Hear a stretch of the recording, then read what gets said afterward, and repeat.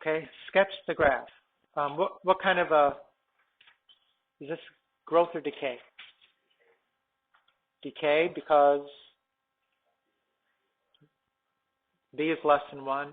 What is that 8 telling me? The y-intercept is 8, right? So I would know that this thing has an asymptote here. It has the y-intercept here, and it should be decay, so it looks something like that.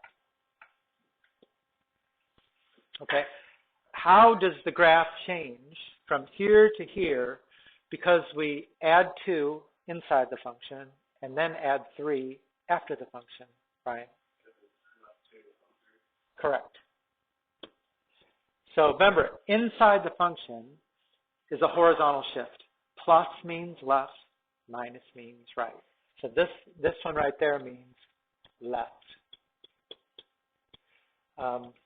If I move this graph 2 to the left, does it change the asymptote? No, you take a horizontal line like that and move it left to right, it's still in the same place, right? What about the plus 3? Yeah, that's, if you take a horizontal line and you move it vertically, it's going to change, right?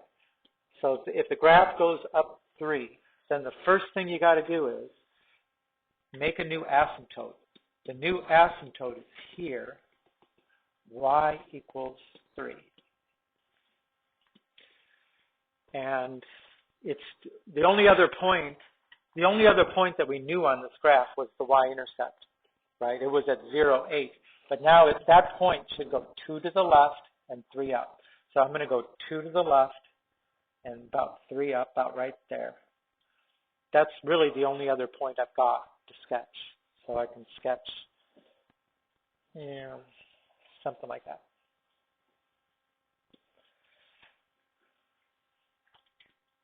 Now, what is the domain? Still all real numbers, always all real numbers. What is the range? Y is greater than 3, right? Range, so domain is unchanged, all reals,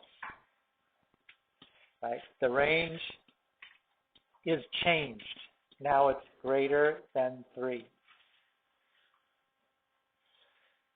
The y-intercept, you really don't know. You would have to solve for that. If you wanted to figure that out, you'd have to substitute x equals 0 and solve for y. There, put in an x equals 0 and solve. We're not going to do that now. How about x-intercepts? Will it could it have an x-intercept now?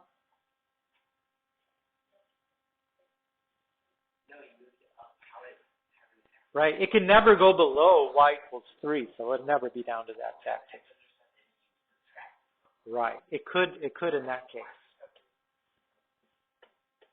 So y-intercept, again, if you put in a 0 there, you could solve for it. You could put that on the calculator and solve for it. Yeah, I don't even think you need to do that. See, that would be 1/2 squared.